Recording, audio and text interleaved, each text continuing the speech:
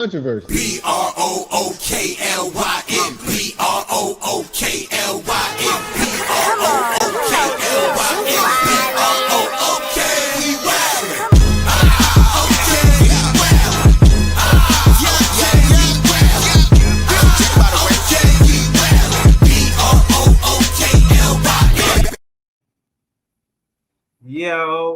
Yo, this is Stir the Pot.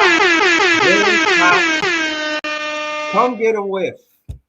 Yeah, come get a whiff. The phrase "stir the pot" refers to intentionally causing trouble or controversy in a situation. It is often used to describe someone who provokes tension or engages in discussions that create discomfort. For example, if someone says, "Don't try to stir the pot," they are warning you not to escalate a situation unnecessarily. Yeah. The expression originates from the idea of stirring a pot to mix ingredients, symbolizing the act of stirring up a contentious topic or situation. So if you're not looking for that, you in the wrong motherfucking place. Mm-hmm. So again, that being said, I'm here to kick up dust. You know what I'm saying? You know, for what it is, the elephant in the room to me is the whole gambling thing. You know what I'm saying, with Chauncey Billups and Terry Rozier. You know what I mean?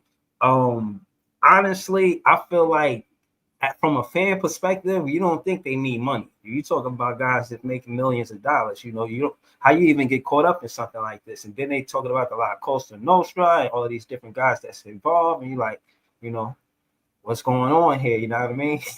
So it's like, I just.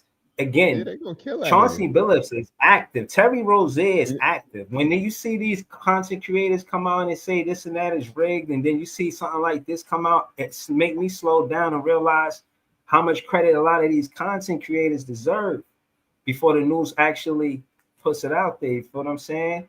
Because they be on point. You know, they call it conspiracy theories, but shit, they be stirring the pot.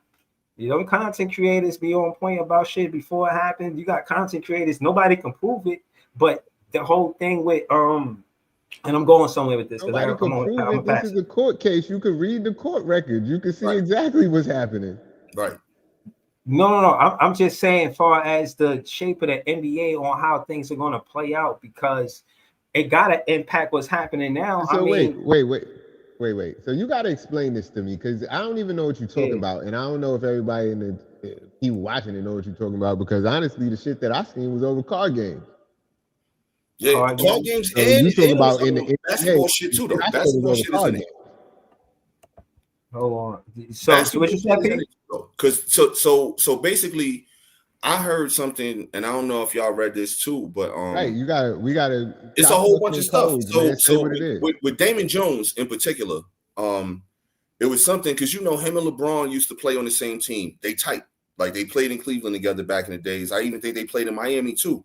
So they tight, and part of it with his involvement that I read is that he was specifically giving information on LeBron's injury status to people. And then they was placing bets. So it's a whole bunch of stuff in this. Like this is, I think we just now at the surface of this, and this is definitely a result of the situation that happened with Gilbert Arenas a couple months ago when he got locked up and came home in a day. Come on, we all know what happens when you get locked up and come home in a day. You talking. And he's making no kind of light of it, that there's a possibility that he was talking. Because here's what I'm saying: like, if you think about the timing, the FBI really did some real strategical fuckery right here with this situation. But what about the card game? The card game is looped into that too, because Gilbert Arenas was caught up in the card games. If you remember when this shit happened, they said that at the card games, they was getting high value customers that play cards with NBA players and former NBA players, and they had X-ray tables so they could see the cards from under the tables, and had cameras in the ashtrays, bro. And all sorts of shit to make sure whoever they brought was losing, and somebody lost 1.8 million. All of this shit is all that's wicked. And what it kind of reminds me of is The Sopranos. Remember The Sopranos when they had the executive game In the executive game, it was always like Lawrence Taylor or, you know, somebody like that at the game.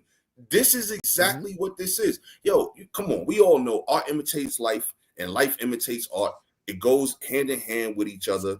And this is another situation like that. Like, think about it. If I'm your man, art is not imitating life when you got the mob on the set with you telling them exactly what they be doing and you just put it in the show. Though. That's art being life. That's I mean, come on. When that type of element is involved, yo, the Wire in The Sopranos was too real, bro. But what I'm saying is, like, think about this. Like, think about the ramifications of this. Like, if I'm your man, like we cool as hell, and whatever it is that you doing, shit, let's just keep it a buck and say it's in the insurance financial world that we do. And let's say I know that you off your game, like you ain't been closing no deals the past 2-3 weeks. And I know this. And let's say it's like an office pool going on saying, yo, he kind of weak right now. Like his close game is weak. So I'm gonna go ahead and bet the under or what he gonna close for the week. It's no difference than that. But just on the grand scheme of things, because now we talking millions as opposed to a little couple $100 in an office pool or some shit like that. Yo, again, I hear y'all. And my thing is, again, this shit is just the beginning, you know what I'm saying? And at the end of the day, you get fans like me, you know what I mean, watching the games, and you'll see a player, he'll be doing good in the first half, and you're like, oh, all right, he getting close to that parlay. And then in the second half, he ain't playing so much. And now I'm starting to think, like, you know what I'm saying? If you kept it, I don't know what you got going on. Now, I just think that it can turn fans off from it or on from it. Funny, I'm watching this movie because YouTube been showing a lot of love. Shout out to YouTube. They had The Last Boy Scout. Remember that movie, The Last Boy Scout, with Damon Wayans and Bruce Willis?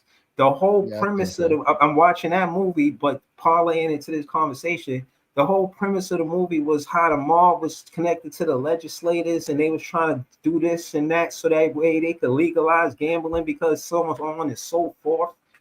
I'm like, and then you think about now, and you see what's going on. Rewinding it, when you seen Jordan in that interview and he had the shades on, he was like, yeah, I ain't got no problem. Now I'm saying I do a little gambling, but I ain't got no problem. Now I'm saying I just like to, you know, I like to gamble a little bit. And you think about how today it's so, you know what I'm saying? I guess regular, you know what I mean? Or normal. It's just like, it's just interesting, man. It's interesting to see how times change, man. Word. But we here for it, man. A lot of people said when they let the cat out the bag with, you know, legalizing sports gambling and everything, it was going to be a whole lot of shit. And I was honestly one of the people to just think like, all right, like how bad could it be? Yo, we seeing it now. Because like the crazy thing about this whole thing, and like I was saying before too, the illest thing about the FBI is when they decide to do it, like think about this, right? They had this information from Gilbert Arenas back in July, August, and they just been sitting on it. Of course, they've been doing their investigation, but I'm pretty sure their investigation didn't just coincidentally wrap up opening week of the season. It wasn't coincident. They were trying to make headlines and make news, and that's exactly what they did. And look at that. The first time that we back, this is the first topic we talking about. So they knew what the fuck they was doing. See, again, my thing is I don't ever want the negative to be more important than the positive. Like Wemby looking like Wemby looking like I told y'all he was gonna be looking like. Y'all can get ready to run. Done. Yup. But that's a whole different story because it is. But we'll take time out to let's see how long it could last. Nah, yeah, bro, as long as he stay healthy, man, that dude, I guarantee you we can find a clip from us. As long as he stay healthy. We can find a clip from us. I guarantee you, what was it, like 4 years ago? I think the last time we did one of these. So I guarantee you can find a clip. And I was telling y'all before he was even in the league, yo, Vic gonna be the future because was nobody calling him Wemby. He ain't had no nickname. I was calling him Vic because I seen the dude, you know, I'm like, yo, he gonna be the future of the NBA, man. I guaranteed y'all this, man. And I'm just mad, you know, the Nets ain't do whatever they needed to do to try to get that pick. That's New York sports. Nah, but I don't put that on the Nets. He was destined to go to the Spurs. He was going to the Spurs. That shit was written in stone. He was definitely going to the Spurs. You already know Coach Pop had David Robinson. It's all Sean Marks' Tim fault, Duncan. bro. It's all Sean Marks' fault. Why the Spurs got Wemby. It's all Sean Marks' fault why the Mavericks got Cooper Flag. It's all Sean Marks' fault for anything bad that happened to the Nets. Yeah. Hold on. We going. I mean, revisit this article. Then I'm saying we going. I don't know. Starting. It's Sean Marks' fault. It's Sean Marks' fault. These dudes got bad gambling. It's his fault that happened, man. If it happened bad in basketball, it's Sean Marks' fault. That's all I'm saying. Everything is Sean Marks' fault, huh? I ain't biased at all, neither. Mm-hmm. So it say the FBI secured multiple indictments for more than 30 people related to their alleged role in an explosive gambling scandal that has rocked the NBA. Portland Trailblazers coach Chauncey Billups, Miami guard Terry Rozier, and former NBA player Damon Jones are all arrested on part of investigation which involved extensive illegal gambling rings. He said extensive. FBI Director Cash Patel said during a news conference Thursday, Billups was charged in connection with an illegal poker operation tied to the mafia. While Rose is accused of manipulating his performance during the NBA game to benefit illegal betting. Jones is one of the 3 people in both indictments. Said Joseph Nakella Jr., U.S. Attorney for the East District of New York. The NBA placed Billups and Rozier on immediate leave after they were indicted. Billups was in court in the rain in Portland Thursday afternoon. Here are the latest updates. We will update the story as information becomes available. Now, to the people saying about Gilbert Arenas, he's funny because at the end of the day, he know what it is. Even if I think he was honest. And they say this. He's playing around. Proof and humor. I think that was some of that, man. Bro, he's playing around, but you know around with no chill kill, kill, because that's what the mafia going to do to him when they catch up with him. He about to have an accident, bro. Yeah, he need to tread lightly, man, for real. He out there telling and with the shit. Oh yeah, this my snitching lunch, nigga. If the mafia is involved in this, he about to have an accident, bro, and that's crazy. He don't understand the ramifications of his actions right now at this moment. Right. And I get it. Yeah, I'm just telling, because I ain't got nothing to do with this. But I don't know if you should be so 6ix9ine about it. Right. He acting like it's not a thing, man. And that's the thing, like I seen. Did y'all see the Huh? He ain't got no witness protection, no nothing. Yo, I don't know, man. Like, some CIs just be out here walking around like it's just regular, and that's apparently what's happening right now. But they also don't be making a scene of themselves for people to be seeing. And like, I don't know, if he really did give information or not. That's not for me to know, or I really don't care either way. But if he did or if he didn't, to me, he going about it the wrong way right now. Because, bro, you got a podcast where you got, hundreds of thousands of people watching your shit. And if they're not watching it live, they definitely catching the clips in they feeds and stuff. So, bro, that's not smart, man. You don't want cement shoes, man. But see, what I'm saying is that keep it all the way real with you, like just being the content creators. Listen, these content creators that not recognized like big platforms, but they just like solo investigators, for lack of better words, bro. The stuff that how they articulate what it is that they trying to explain, when they start trying to connect the dots and piece things together on why this and why that, they be good at what they do, bro. And I'm not saying that, you know what I mean? I disagree. I believe y'all right. I think Gilbert Arenas does have to tread lightly, especially if he in talks with another content creator named Anton Daniels talking about, yo, why'd you get 50% up of your ownership on your YouTube? My fault. What the hell are you talking about? Who the hell Anton Daniels? I don't know. But yeah, I mean, that whole shit crazy, bro. Like, and I think it's gonna be so much more than this. Like, I don't think this is just the beginning. Like, I think this is just the beginning. I think there's going to be some other people that's going to get roped up into this shit. Did you see? Of course. And I don't know if this was cap or not, but did you see that the NBA reached out to the FBI and they asked them to investigate Westbrook? That was a joke. Okay, all right. I'm like, that was a joke. I'm like, they said the same thing. They said the same thing about Kuzma, and they said the same thing about D'Lo. They were saying about everybody who was ass yesterday that they was throwing the game on purpose. All right. Speaking of ass, I think this is the platform to talk about this. Yo, I said this shit the other day that we in for a long season. Yo, we in for a long season. I thought you were going to talk about Ashanti. Nah. We in for a long fucking season, man.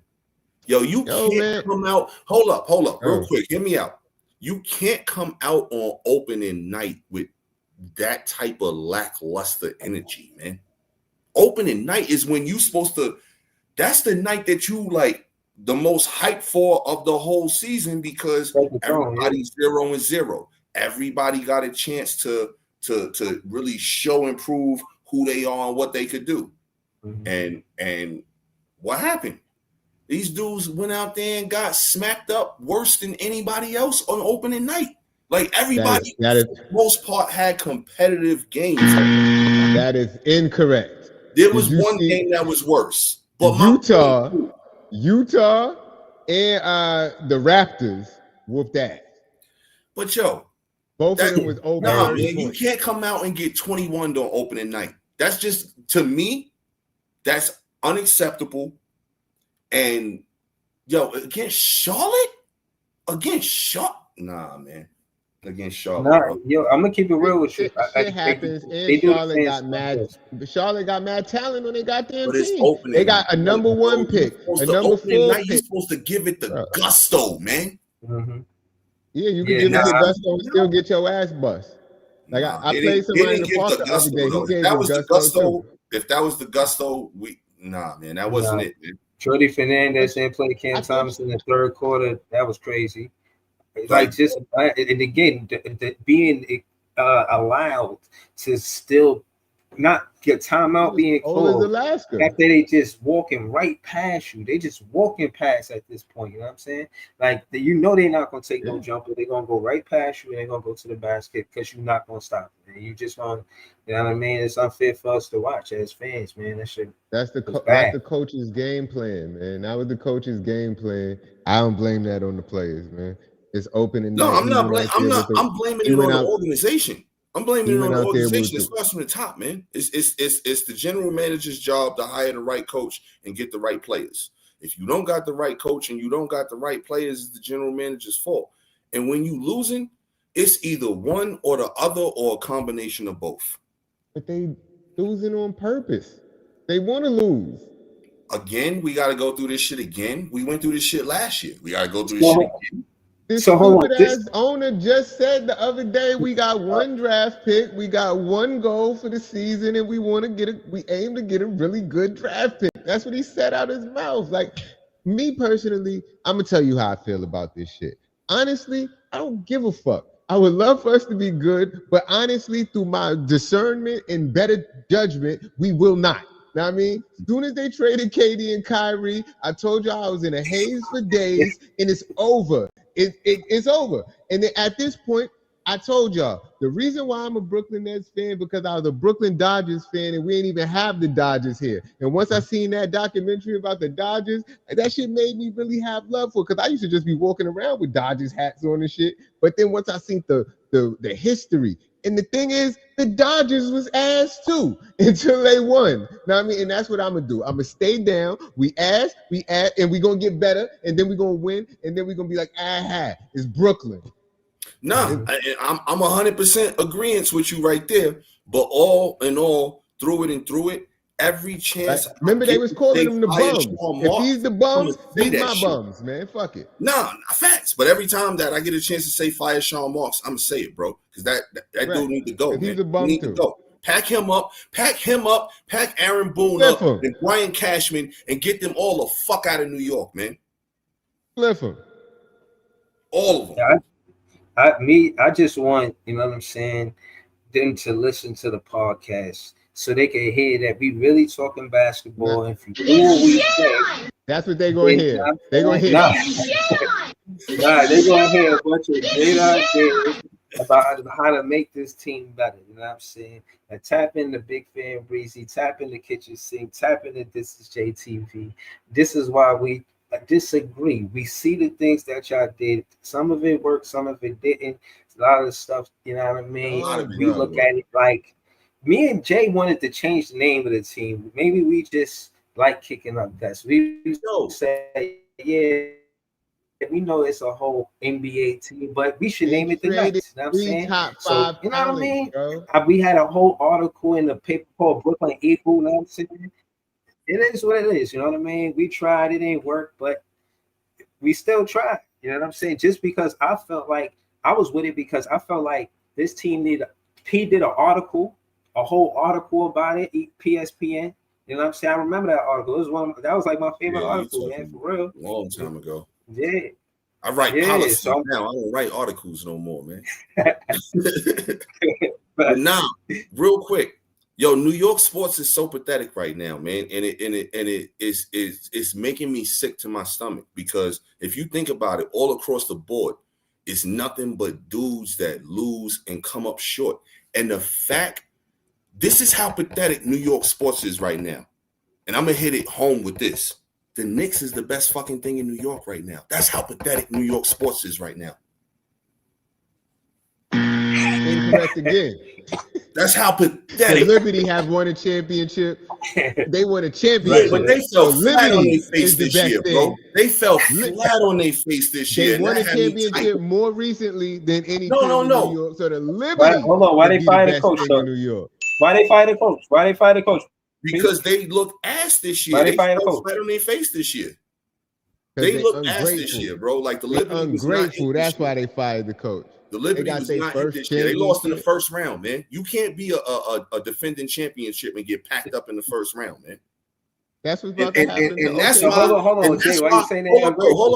Hold up, though. That's why I'm not even mad at them for firing the coach. Because guess what? If Aaron Boone and Sean Marks and Brian Cashman, if these fools still got their job, I wish that somebody had the balls in the organization of the Nets or the Yankees to make them type of boss moves to fire a championship coach when you fall on your face the next round instead of just having you keep running out the same bullshit year after year after year. Bro, the Nets ain't afraid to fire a coach. They fire a coach every year. That's why that shit don't make no goddamn sense. Sean Marks is not going to fire but he's not going to fire himself. That's why I keep saying you wasting your breath saying that shit for 3 years. But enjoy yourself. Job to fire him. Yo, bro, you know the commercials where they get bro, no, that don't make no sense. That's like niggas telling me to fire you. Like, I'm not gonna fire you. Nah, bro, if I'm terrible at my job, I need to go, bro. I need to go. I need to go if I'm terrible at my job. Like, for real. Some people get grandfathered in. I mean, some people bro, just good. And that's what's wrong with the world. That's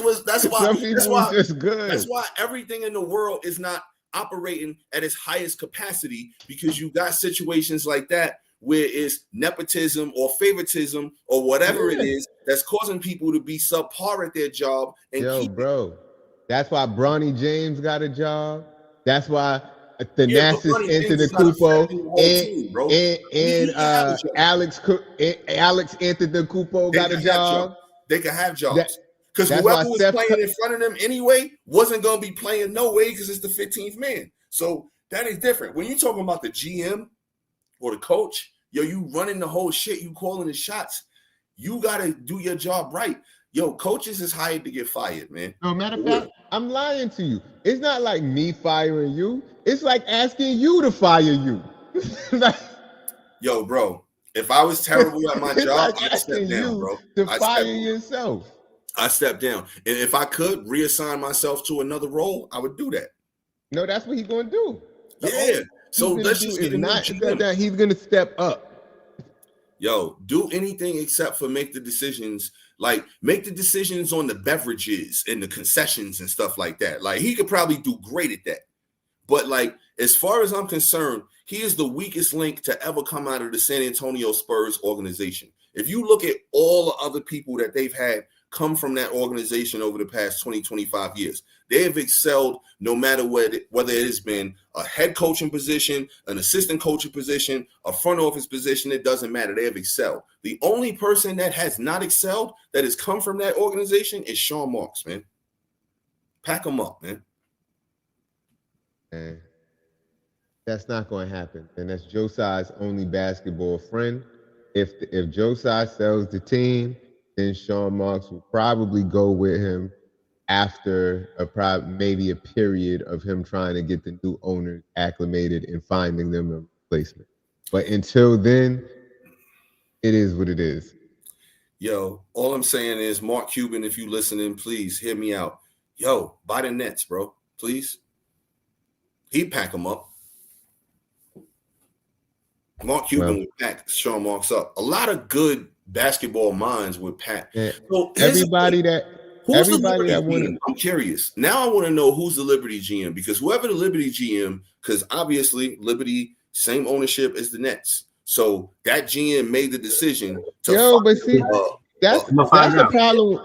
That's my problem with Nets fans, because even though we the best fans, Nets fans act like Joe Tsai didn't put just as much money into the Nets as he did into the Liberty. He did the same exact thing and even more for the Nets. The Nets just fell apart due to egos and niggas talking shit.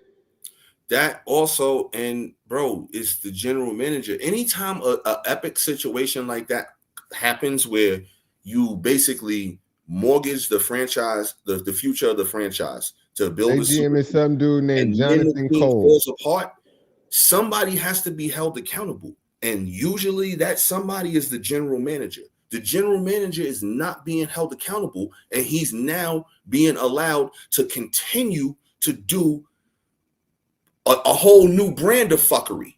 He already did one brand of fuckery and it didn't work. And I was in total agreement of him doing it. But guess what? It didn't work. Bro, think about this. In business, if I got the greatest idea and the company is behind me and I fall flat on my face and that shit doesn't work, that's my ass. But that's my ass. That's what you're missing the point that this is Joe Tsai's plan. Joe Tsai is asking Sean Marks to do his bidding. He asked him to go buy me the best players you could. He did. That didn't work. And then he said, now I want a hard-working team full of nobodies, and we're going to build it from that. And that's what Sean Marks is doing now. He's doing what the man asked for. No, he's got to go. Or Joe Tsai's got to go, because if you put it from that point of view, now it's basically sounding to me like the owner doesn't really care or doesn't really know how a sports franchise is supposed to operate. And if that's the case, he's got to go, because the worst owners are people that have no clue on how the business operates. They're just looking at it from a business point of view and not looking at it from a sports point of view. They definitely are intertwined, but they're also very, very different, because if you look at the best owners in the history of sports, those are the ones that prefacize winning over necessarily making a bigger profit. George Steinbrenner, rest in peace. In my opinion, one of the greatest, if not the greatest sports owners ever, because he cared about winning. Was some of his tactics and methods irrational and radical? Absolutely. But at the end of the day, this dude made sure that every chance he got, he tried to put the best possible product on the field for his fans, because he knew without his fans, he wasn't going to be anything. He knew that he needed us to constantly come into the stadium to pay money for seats, for concessions, for merchandise. And that's how he took the Yankees when he bought them in 1973 from a $9 million investment all the way until he died. They were worth almost $9 billion. That's how you do business, great business, and you also care about winning, because in the time that he changed the value of the franchise from that to that, he also won 7 world championships. That's the owners I want. I don't want these other clowns, man. Yeah, but it's just because you spoiled, man. It's because you spoiled and you had 7 world championships. You know how many people go lifetimes without getting one? Oh, yeah. That's why I'm pissed right now that it's been 16 years since the last one. Oh, man. That's why Aaron Boone need to go. It is what it is, man. Like, and then the thing is, man, like, unless the Nets hires a competent GM and get some competent owners in there, we just gotta, like I said, I'm just happy we got a team, man. Like, because we could not have a team. That's I know it's a low ball. It's a low ball. That's all facts. But the worst thing is, bro, we was like who Nebraska rooting for? Know what I mean? We was literally like who they root for? Like so close from a dynasty, and this shit got taken from us. And they not taking it serious, bro. To try to fix it. Yeah, a lot of it was definitely egos, but a lot of it was also. You think about it, the COVID shit. You know what I'm saying? Like with Kyrie and the vaccination and everything like that. Like, bro, if that doesn't happen, a lot of that stuff doesn't happen, I think. Like, it was just random stuff for it to be. It was a series of unfortunate events that caused it to be what it is. And I'm not mad at that. What I'm mad at is the lack of decision making, the lack of decisiveness. Like, they're literally trying to play it down the middle and see what could possibly happen either way. In business, that's not what you're supposed to do. In business, you're supposed to identify a goal, make a plan to achieve that goal, and then go out and give your all to do that. You can't do that if 1 minute you want to field a competitive team, but then the next minute you don't want to sell out all the way for the draft. But then the next minute you saying, yeah, let's sell out all the way for the draft. That's why we wound up with the 8th pick, because they didn't pick a side. They didn't pick a side of a fence and stand on that shit. Yeah, the side of the fence that they standing on is hardworking, good character guys. They never said they were going to get good basketball players. They never said that. That's terrible. They said they wanted character guys. After they got rid of the good basketball players, they got rid of 3 top 5 basketball players. And then they said they wanted hardworking character guys because he'd rather have a team full of hardworking guys than somebody that doesn't respect them. He said that. So basically, let's just go ahead and pick the best people that we can to help old ladies across the street, to help people with their bags. You know what I'm saying? To go ahead and give the extra effort to make sure you put an extra $1 in the charity jar when you donate to something. Let's do that when we field the basketball team. Let's not get good basketball players. What up, bro? That's crazy. Yo, bro, my thing is, if this is what they said they're going to do out their own mouth, you can't forget the direct quotes from people that say. And then if they say direct quotes out of their mouth and then you see certain actions, it's like, well, this lines up with that. This lines up with that. And it's like, I don't hold no power to do nothing to this team, so I'm going to just let them go out there. You hold power. And we all hold power. Our power is in our dollar. Bro, no, it's not. My power is in my dollar. If I disagree with something, then I can choose not to spend my dollar on what I disagree with. This is the NBA. If Nets fans don't go to the Barclays, then it's just going to be a bunch of the other fans in the Barclays. It's not going to be empty. They're not going to lose $1. It's just going to be a bunch of Pacers fans there, or It's going to make a statement, though, man. I'm all about New York. In New York, it's mad people from Cleveland, and it's mad people from Indiana, and it's mad people from. So they'll go see their team twice a year. Bro, they're not getting my dollar for no merch, man. And the Yankees is real close to being that same way too, man. I gotta really see how I feel this offseason with what they decide to do. Because if Boone don't go, man, like for real, you know, I've been on I ain't buying no Brooklyn merch until they get Marks out of there. Shout out to you for getting me those shirts. I appreciate that. I mean, I get you right. You know what I mean? Because I ain't spending no bread on no Brooklyn merch until Sean Marks is out of there. And I really think that I'm almost there with the Yankees too, bro, because Aaron Boone gotta go, man. Like Cashman gotta go. I could live with Cashman. I can't live with Boone, man. He got to go. Like he the only reason he still got his job is off of a fucking home run he hit in 2003. He got to go, man. He got to go, man. Looking like a little woodchuck, man. Every time he making bad decisions, man. He got to go. What the fuck this nigga Breeze doing? This nigga keep in and out. He got dad duty. Then he come back, stand there like he's supervising and shit. I don't know. You think you the supervisor, nigga? Exactly, man. He need a Sam Adams Oktoberfest, man. And he ain't even say nothing about the topic. Know what I mean? Nothing at all, man. He ain't stirring. He probably in the kitchen cooking. This nigga stirring the pot for real. He looking like Aaron Boone right now, man. Nigga stirring the pot. Breeze, you look like Aaron Boone right now, man. For real. I thought you was Aaron Boone. Because usually Aaron Boone just stand there looking clueless without saying nothing. Like, so you looking like Aaron Boone right now, bro. Word. Just make sure you don't take the wrong pitch out the game, you know? Nah, I don't watch baseball, man. I don't know who Aaron Boone is, but I do know enough to know Aaron Boone. Yeah, I don't follow baseball. I know he. And you'll still be a better manager than him. I guarantee that. Nah, you know what what I wanted to talk about is that I'm listening to say about the baseball, but I wanted to talk about the this 30 for 30 I had seen. I think you had sent it to me. Remember with the I think Indiana left in the middle of the night.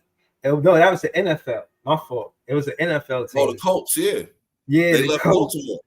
Yeah. So what I'm saying is like the whole thing with the gambling thing and this and that.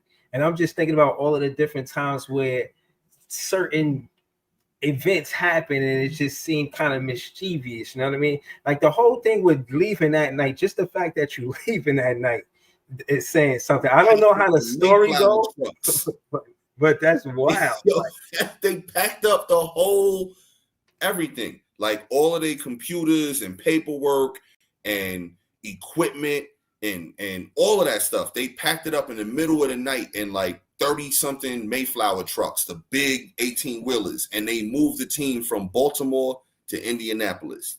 1984. That's one of the craziest shits ever that happened in sports. You pack up a whole team in the middle of the night. And the reason they did this shit in the middle of the night because they didn't want nobody to see or notice.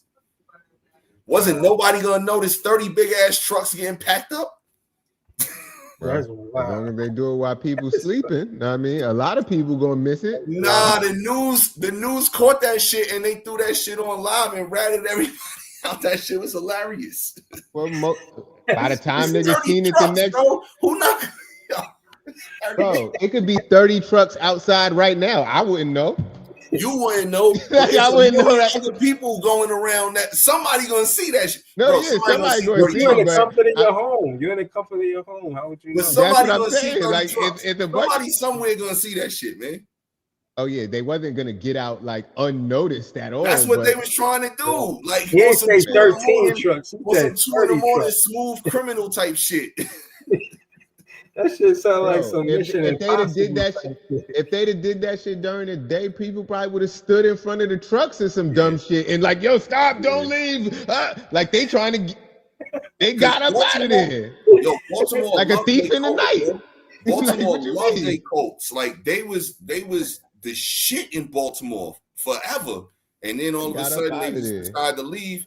Because it was all over the city not wanting to give them money for a new stadium and all of that type of stuff. So yeah, shout to them for leaving that shithole, man. They packed up and went to Indy, man. Right. They left the wire and went to Indianapolis, man. And Baltimore got a team 12 years later. Right. And the Ravens, they love them. But they stole the Ravens from Cleveland. Hey, dog eat dog world, man. Yo, it's a dirty business, man. They stole. It's a dog eat dog world. And then what happens? Then the Cleveland got the Browns. I mean, so, the dog. Right, they got the dog pound. But so that's the crazy thing, though. So they Cleveland, they left. The Browns left Baltimore.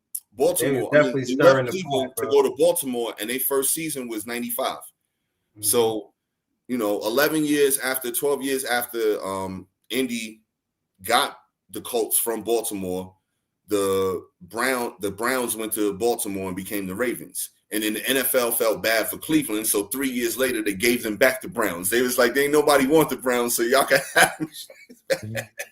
Yo, but I'm just. They want to be the Ravens now. Right, that's what I'm saying. I'm just listening because the whole business of how the entertainment and how it intertwines or entangles, for a better lack of better words, right? Fire. With, they got some hard work, underworld Nike shit. Not to say that's some underworld shit, but damn, what's that? Nah, that's dope. Yeah, a Carhartt Nike hoodie. Yeah, I never seen it. That's the first time I seen it. Nah, that's some brand new shit. Yeah, that's tough. That's tough. Yeah, Carhartt Nike. I'm with that. Mm-hmm. That's nice. So they made a collaboration. Mm-hmm. Yeah, you know they do collabs with everything, bro. Yeah, for sure. That's right after it's October, right before November too. Yo, and I was saying this too. I don't know if this is stirring a pot, but I want to say this to P because I know your birthday in October, bro. The month of October has better weather than people give it credit for, bro. This month, October, from just day to day, just the weather itself, bro. September, July, August, May, you know what I'm saying? June, get a lot of credit. But then it slows down. I don't think it should slow down, you know what I mean? Because October weather is fair, especially if you like football. It's like not super hot. It might get warm, but it just like cool between cool and warm. It's dope, man. I got October up there, you know what I'm saying? So I know people don't really give credit to October for the best weather, but I'm gonna do it, man. Even if I gotta be one of the first to do it, I'm gonna say that. You be acting like you can't even play basketball in October. Trust me, I play basketball in October. I play basketball in April. You right. It's October. Nah, I get a little nippy out here for ball. I'm like, nigga, put on a sweatsuit. You like, nah, if you can't wear shorts, it ain't really ball weather. Like, what? I ain't never said that. But it is some shit like that. But see, me personally, that when it don't affect my game that much because I'm going to the basket anyway. I'm not taking 3-pointers from half court. I'm getting to the rim. Use the backboard. You about to do the backboard something. You said 3-pointers from half court. Who's doing that, man? Nobody's doing that in the game, man. Yeah. Nowadays it's different, man. You know what I'm saying? Right, niggas might do that. I don't know. Niggas these days, that's all they want to do is shoot threes. I don't know. I be going to the park. I don't be seeing nobody wilding out like that. Just trying to pull up. I be in the park. Niggas be wilding. Especially if you playing a full court game. If you playing a full court, niggas, somebody gonna pull up from half. Everybody think they Steph Curry. Got to get that arm strength off, man. You can't be just hitting shots from there. That shit kill your whole shit for like the next 3 minutes. You can't take a regular jump shot after that shit, man. Yo, I be seeing little kids like 7, 8. They be shooting like high school 3-pointers, no problem. They be this big, going like this. Yeah, I hate that jump shot, man. But that's not but like you said, they only doing that because they don't have the power at that age to shoot with their regular form from that far. But they're still shooting from that far and making them. But that's more of a throw. That's more of a. It's not a shoot. A shoot is you got the form, you can see it, you shoot. That's more of a heave. You know what I'm saying? But they heaving the ball up to the basket, like. But some of these little niggas is nice, man. And that's what they got to do to get the ball up. Like these little kids be the best fucking AAU 12 and under players, but that's what they got right now. That's part of the reason why the game is so kind of on its ass a little bit because they try. Did you look at the shot chart from last night? I don't even want to look at it, man. Like that that's why the game is crazy because like nowadays, like instead of teaching kids like to play the game, how to play the game, and to like teach them the fundamentals first and then letting them get all of the other stuff, they worried about all the other stuff because everybody is so concerned about AAU, bro. Like AAU is secretly ruining professional basketball on the low. Like, and a lot of people don't even see that shit because in AAU, it's all about the flashy shit. Like, it's not about really teaching a kid how to necessarily play the game the right way from an early age. And it's all about, yo, let's get this kid super flashy, so maybe he could get 1 million views real quick on YouTube.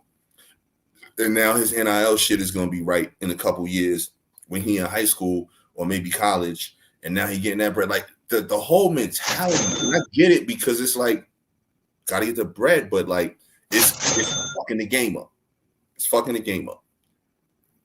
Yeah, when somebody did this.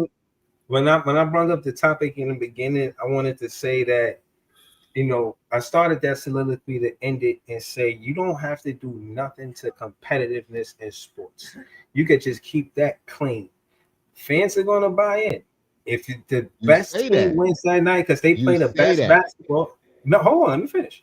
If the best team, if the team wins that night, and it's because they played the best basketball that night, that's what I want to see. I don't want to see a script deciding who wins the game. That's it. You don't have to compromise the integrity. It's still gonna make you money. That's all I got to say. That's it. I think that's cap. It's entertainment at the end of the day, and you have to compete with other things that are on TV. You have to have stars, you have to have storyline, you have to have something engaging to keep the people engaged. Yes, these stars are manufactured. You don't think the fact that Wemby, Anthony Edwards, all of these people are main characters in a series? They have to be talented. They have to be talented in the first place, is what I'm saying. And what I'm saying is, with that talent, you don't have to compromise the integrity of competitiveness by having a script. It's going to be entertainment because of the competitiveness. But why? Look, in the WNBA, why they not watching that as much? Or whatever other sports, they not watching as much. It's still pure pure competitiveness, but you have to do things to get attention to make people watch your sport. No, I mean, I don't know. I get what both especially when it's big business like this. We got billions of dollars at stake. But Breeze is saying, leaving that up to chance. Don't fuck with, like, you could tinker with all of the extra bells and whistles around this shit to get extra eyes on this shit, but don't fuck with the organicness of competition. Just go out there, roll a ball out in the middle of the court, and let the best team win. I'm gonna keep it real with you. Let me say one thing before you go. Basically saying, and Jay, before you go, I'm gonna say one more thing. Before you go, Breeze.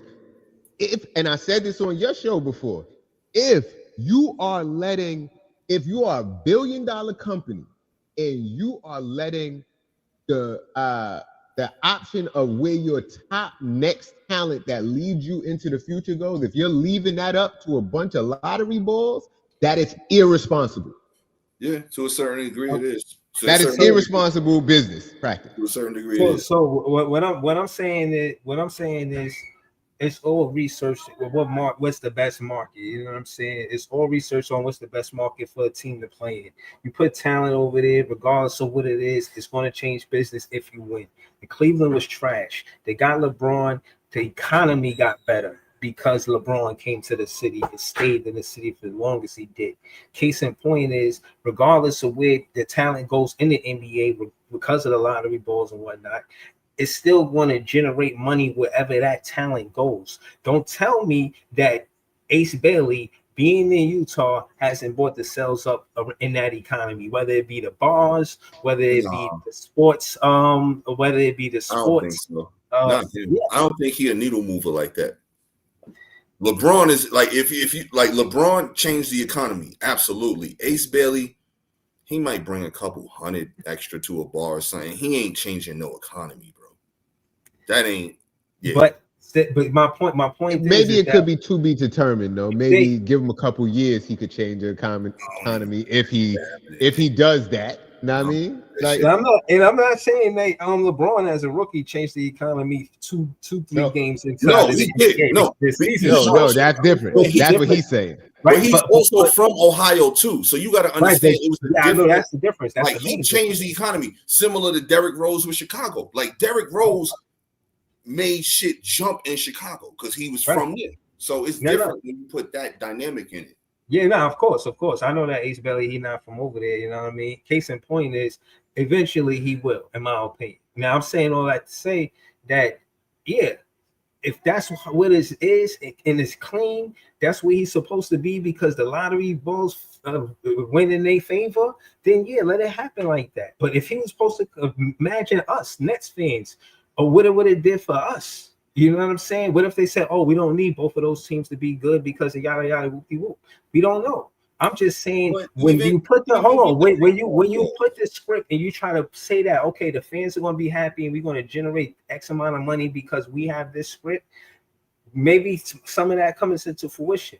But you don't have to do that. You're either going to get close to that projected number by not messing with it, or you're going to, in my opinion, it'll surpass that number. But that's just my opinion. But like I said, man, I'm stirring the pot, man. I'm picking up.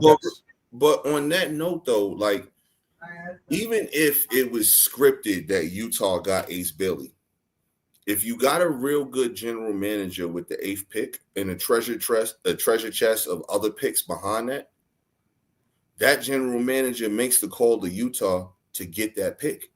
Because there's no deal that can be refused if the deal is good enough.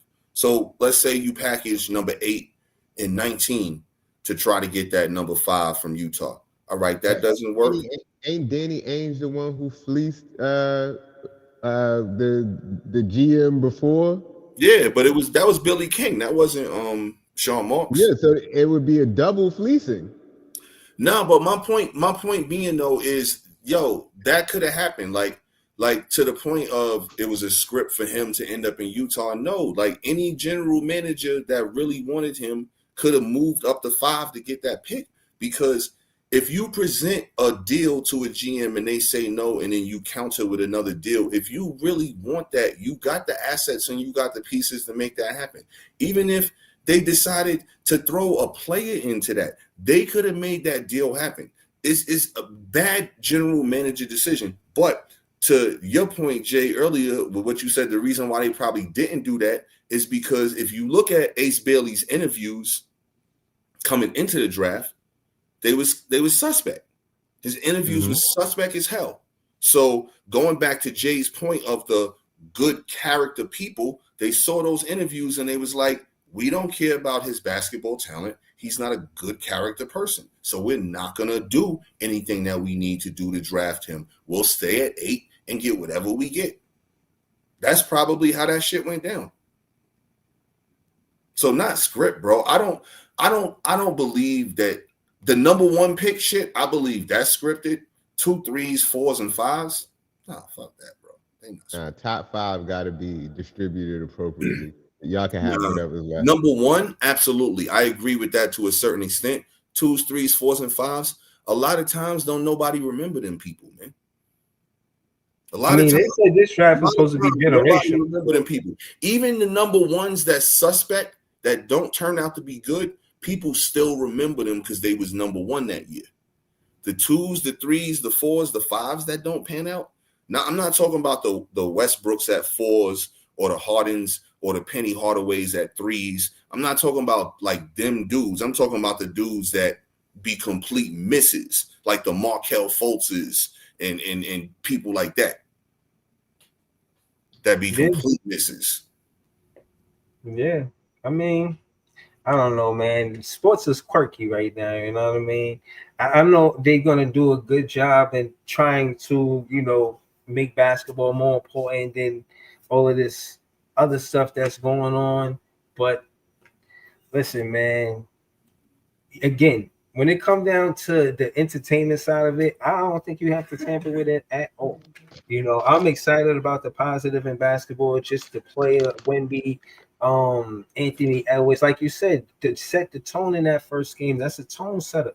He's setting a statement about what it's going to be. That's why the NBA scheduled games the way they did. They put the Thunder versus the Rockets intentionally. You know, they did that intentionally. I thought they did good with that. You know, you know why they did that intentionally? They wanted KD to watch him get a ring. Exactly. KD had to watch that. Exactly. But see, in the building that he built, that he couldn't bring them a ring. They wanted to rub that. They like a dog. You know when the dog shit when he not supposed to shit, and you rub his face in it. That's exactly what that was, man. But did you peep that KD was in the back the whole time? Yeah. What's the name? It was two other players, Jeff Green and somebody else sat out there and watched it that used to be on the Thunder. Yeah. That I agree with. I want the NBA to control the scheduling. Like that was great. Like, yeah, I don't need you to, mix it up and like through ChatGPT and let them pick the schedule. I like the way they did the schedule. I like that. That was dope. That was probably some of the dopest shit I can remember in recent history. You know what I'm saying? Like, OKC get their rings in front of this dude. Like, oh, okay, you want to go to Houston? All right, Houston. That's the first game. OKC, get ring night. Houston. Like, you want to stay in Phoenix? All right, Phoenix. Right. It's gonna be Phoenix. Like, it was wherever he was gonna be. Wherever KD was gonna be. Yeah. And you know what make it sweeter is that KD is around to the point. He's around when it happened. It's not when he retired and he came to, you know what I'm saying? He heard about it, but he's still alive. Nah, you've got. Now, if he was retired, he would have came back and did all of this. And if he was retired, but he's not retired, he's still playing. But I think KD, I think he feel that as much as he may say, two tears in a bucket. He gotta as a competitor. You gotta feel that. You gotta feel like, anytime Russ come back to the building, they give him a hero's welcome. Anytime Russ come back, they give him a fucking. You do not need to feel that, and I'll tell you why. Because KD is the highest paid basketball player in NBA history, so it don't matter. Some things is worth more than money, man. Bro, you could boo the shit out of me for $898 million or however much this thing. Boo me every time. Yeah, I'm gonna come out like a heel. I'm gonna come out like a heel in wrestling. Yeah, but what I'm saying is these people that kids grew up loving this dude. Like they was in his foundations and camps and all of that. So Hulk Hogan. He was a hero. So was Hulk Hogan. Know what I mean? And then he turned heel too. Know what I mean? Nah, man. Hulk Hogan was always a heel, even when he was face, man. But the whole thing, what I'm saying, all the brands and vitamins and all of that shit. Man, he was healing. When I was a little kid, he was a heel in real life. Was vitamins, this minerals, is what I'm saying. Eat your vegetables. Yeah. Know what I mean? He's a good guy. He was talking about eat your vitamins, train, say your prayers, all of that shit. He was a good guy. He was saying on camera.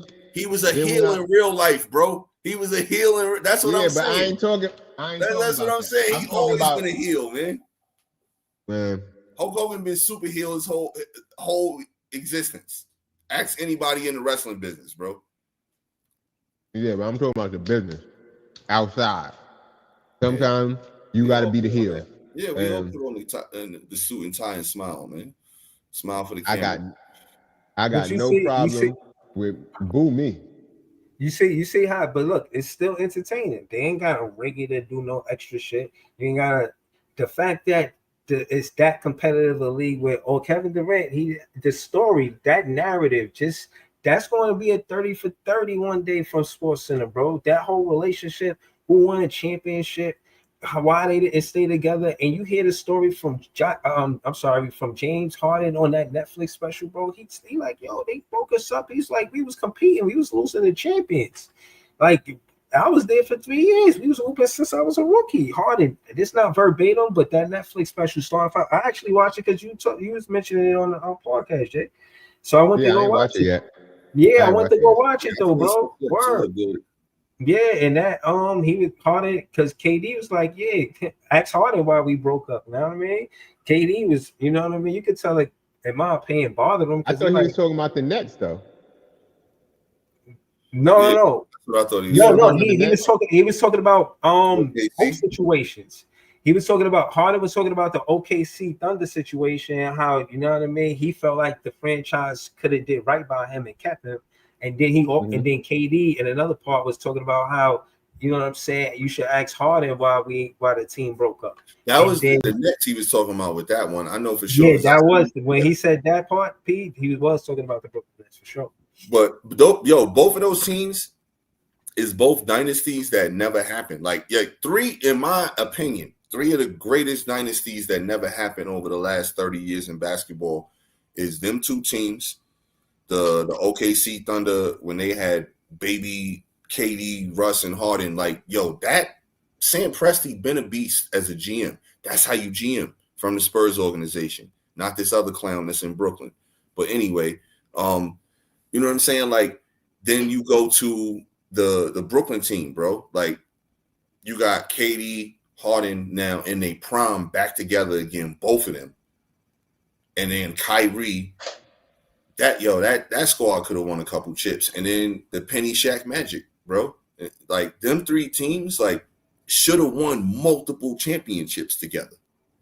And they ain't win none because egos and other shit. Well, the first shit, the OKC shit, that was Sam Presti's fault there, because that's the one thing that I think he did wrong in his entire tenure as the Thunder general manager, which has been like almost 20 years now, is he decided to give Serge Ibaka James Harden money, and he couldn't afford to keep Harden. So that's why they wound up trading Harden to Houston. If he would have kept Harden, if he would have gave Harden that bread instead of Ibaka, then you keep them three together, because Ibaka, he was good, but he ain't none of them three. Like, them three is Hall of Famers, and Ibaka is Ibaka. You know what I'm saying? He's a dude who had a couple good years. So that's where Sam Presti fucked that team up, because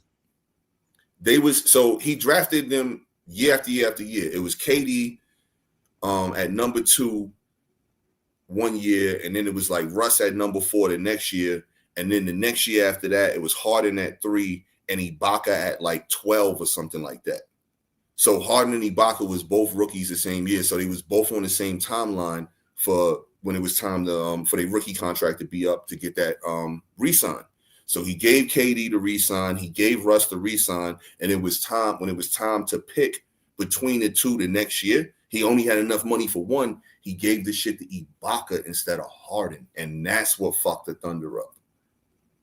So then he had to trade Harden because he was going to be a free agent next year anyway. So that's when he traded Harden to Houston and at least got back some picks and players. That's what fucked that Thunder team up. Yes, right. Marks fucked up Brooklyn, and Shaq's ego fucked up Orlando. I heard many interviews where he says, like, he couldn't handle, like, Penny getting so big. Like, he was like, nah, this is my team. Like, so he went to LA to just take over and get that money there. It was also the money too, because LA was offering a little bit more money, but it was also, like, Shaq will say it, like, it was his ego. Like, but now that he's older, he wished that he would have stayed with Penny, because they would have won. They would have won 2-3 chips, bro. That team. Yeah, it was Lil Penny. It was Lil Penny. He ain't have Chris Rock. Like, he ain't had no Lil Shaq. You know what I mean? Right.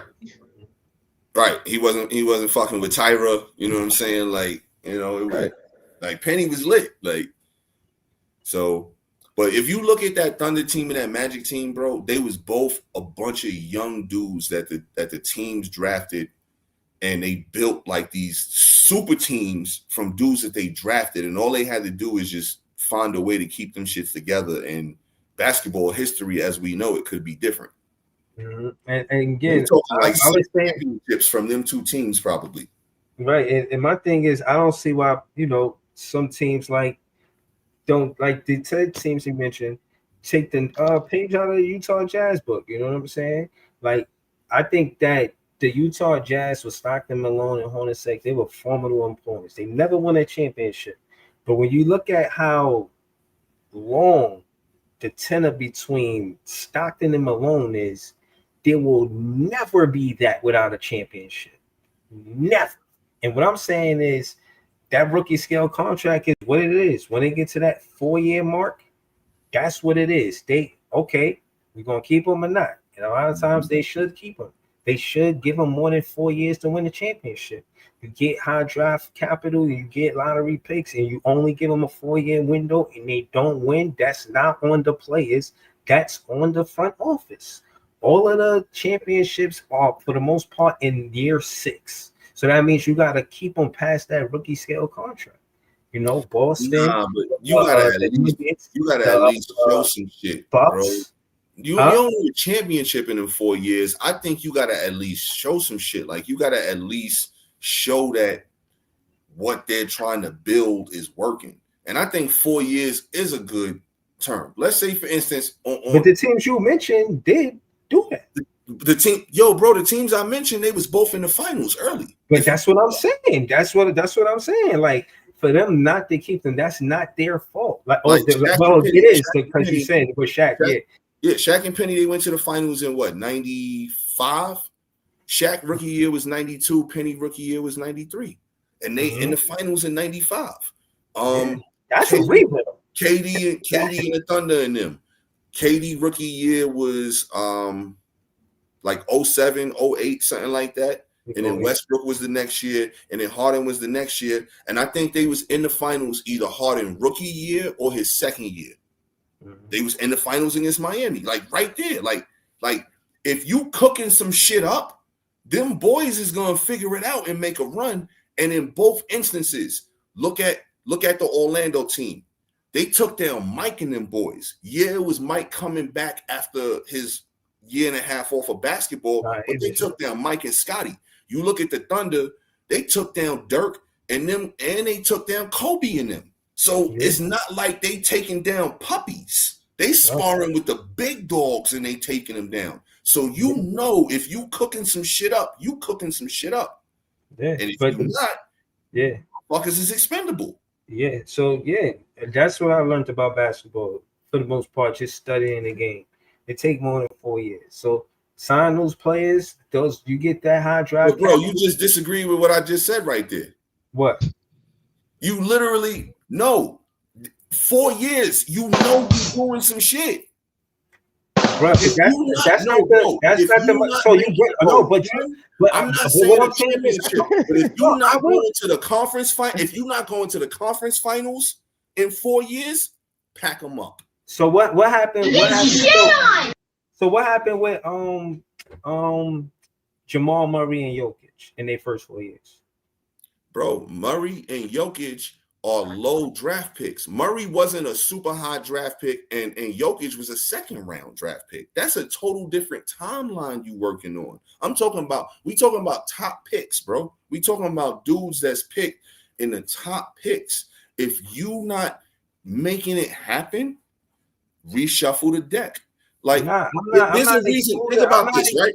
I'm not excluding the Murray and Jokic because I'm not necessarily just talking about top picks. You saying I'm just talking about top picks? So I don't know what you're talking about. I'm talking about. We talking about Shaq. We talking about Shaq and Penny, which was number 1 and number 3. We talking about that's OKC. I'm not saying wait. We talking about the OKC team, which was 2, 4, and 3.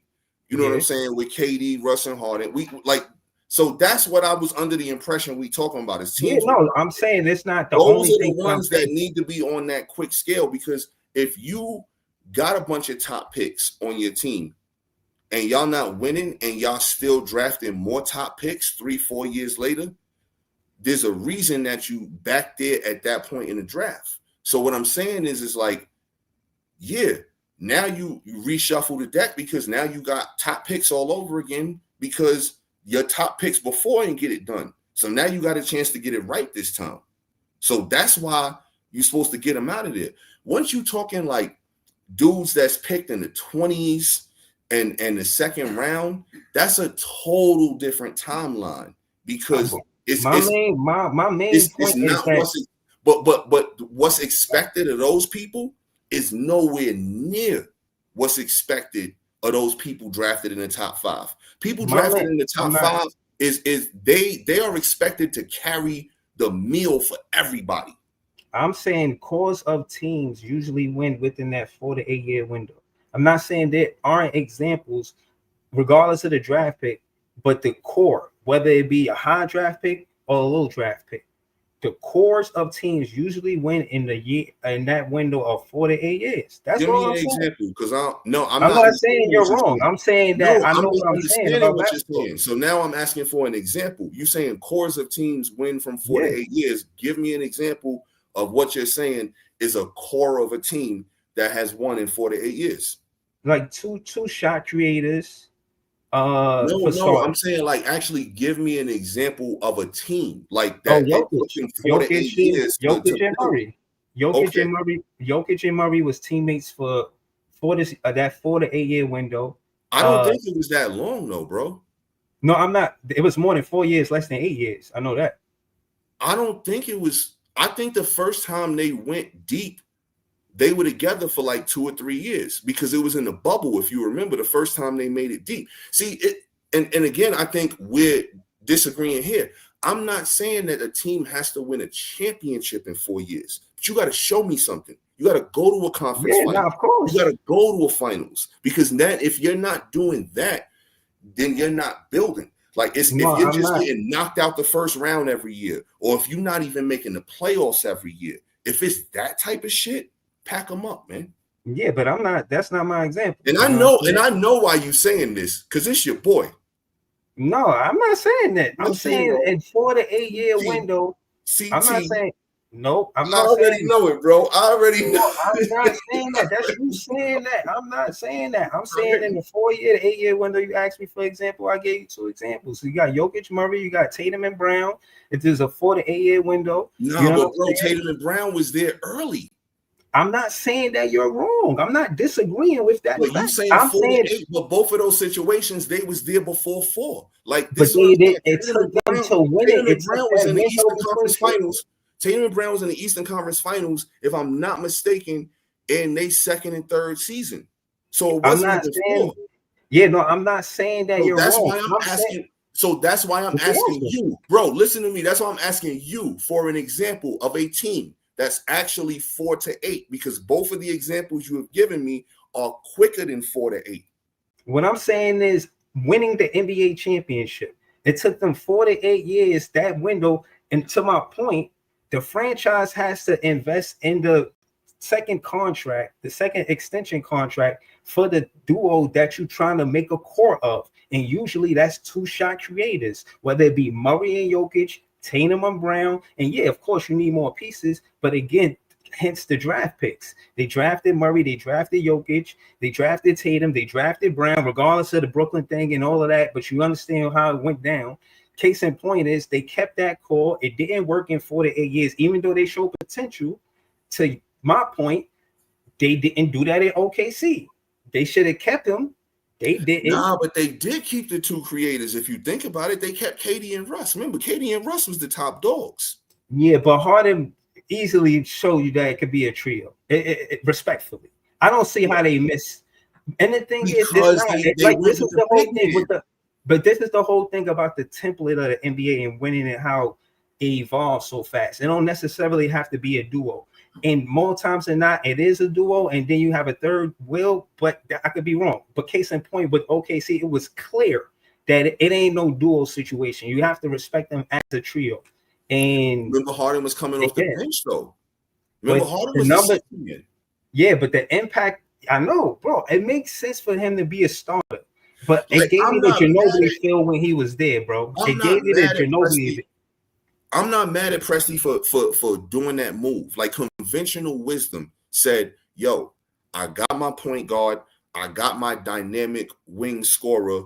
Let me go ahead and get the dude that could block a million shots. Like it made perfect sense. Like that's how he was looking at it. But it was one of the big misses because you let one of the top 75 players in NBA history go because you kept Serge Ibaka, man. Like that's the crazy shit. Like that's the crazy shit, bro. I think Manu Ginobili would have had a career like James Harden had he left. Probably would have been really great on another team, led it, but didn't win a championship. Nah, like, he needed the Duncan cause distraction, like to be able to roam and do his game. Because remember, his game was kind of unorthodox, and Duncan always got a double team, so that gave him room to do his slithery shit that he did, man. I feel like he's just a crafty European. He was so unorthodox, man. He's just the crafty European player that you see nowadays, but he was that back in the day. He was the only one. Crafty is like the technical term for unorthodox in sports, bro. Like he was so weird. I'm not mad at Crafty. He was Euro stepping and shit. Mm-hmm. Like he was doing different shit. He was playing European basketball. What people don't know about Manu is that he won a championship the year before he came to the NBA. Then he came to the NBA, and that first year in the NBA, he won a championship with the Spurs. Like, bro was a professional before he even got here. He wasn't some 18-year-old kid out of college. Yeah. He was a whole professional, winning a championship where he from, bro. And yeah, man, I just think the Spurs took a lot of advantage in knowing about the talent in Euro leagues before the rest of the NBA. Now they absolutely did, and not only that's why the Spurs dynasty is so dope. Like if you look at the team construction, Duncan and Robinson were the only like two top hot picks, bro. Tony Parker was like 30th. Ginobili was like 27th or 29th or something like that. Even Kawhi was like 14th. Like they hit on lower picks. And it's kind of crazy now that they got higher picks and they able to do shit with Wemby and Castle and now Harper. Like, yo, they building some shit in San Antonio, man.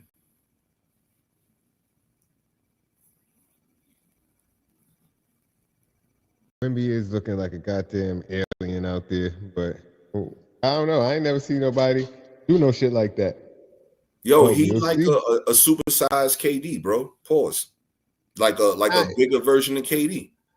It's just the fact that this nigga arms is so long. I've never seen dunks from some of those angles that he was dunking from. Like most people can't reach the rim from there, or in that awkward, unorthodox angle. You know what I mean? But it's like 8 feet something. Yeah, but see, my thing is, I don't think it's sustainable. We haven't seen it because it's not sustainable. He's gonna break down eventually, and God forbid, hopefully he don't. But that's just the name of the game. The reason why we don't see players do that because they are not capable. Until it's they not are sustainable. Until they are. Yeah, man. That's true. Evolution. That's true. Evolution, man. Like think about it. Before we seen a Magic. Before we seen a Magic, we didn't think there was gonna be a Magic. You know what I'm saying? Like a 6'9" point guard doing the wild, flashy shit that he did, and then it happened. And then all of a sudden, it's like, when are we gonna see another Magic? And then all of a sudden, we start seeing a whole bunch of taller point guards that could do all type of wild shit. And then we start seeing dudes like Dirk, 7 feet that could handle the rock, pull up from 3. And then we see mini Dirks like KD and Brandon Ingram and all these other dudes that's tall as hell that could do all this other wild shit. Like, it's evolution, bro. It's only the next thing is the created center that everybody created at one point in time on NBA Live or 2K, where it's a dude 7'4" with crazy handles shooting threes.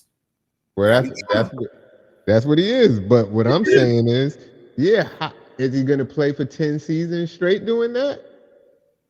I could see so. I could see it.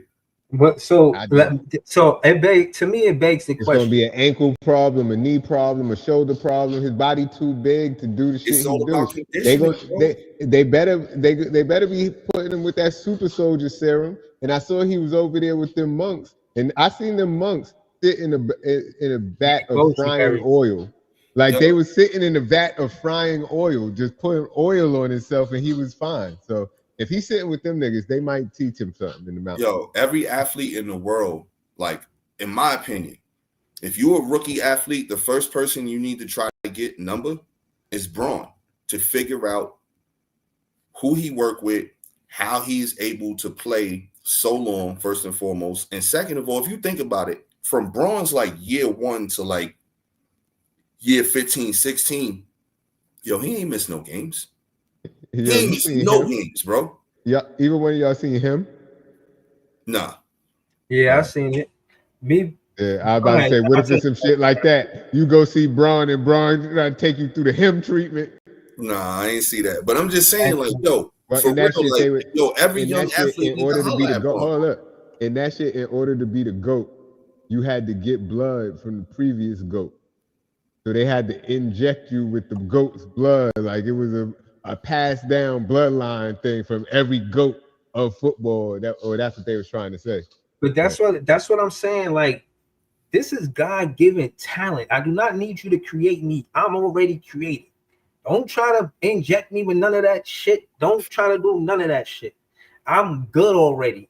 This is why, and again, this is what I'm saying. To Jay's point, when I was watching it, and I give what they saying in the movie, the message that it carries. It's basically trying to say that your greatness is because we molded you to do it.